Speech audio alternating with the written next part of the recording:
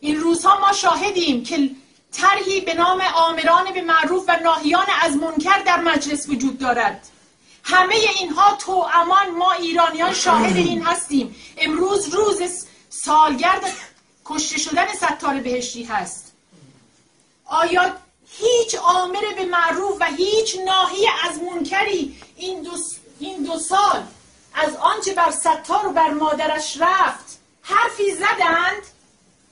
آیا در این مجلس همون نمایندگان مجلس که الان مدعی حمایت از آمر به معروف و ناهی از منکر هستند، من سوالم از این نماینده ها این هست که شما منکری به نام کشته شدن ستار بهشتی، سعید زینالی، سهراب اعرابی، ندا آقا سلطان، حاله صحابی و هدا صابر به گوشتون نرسید؟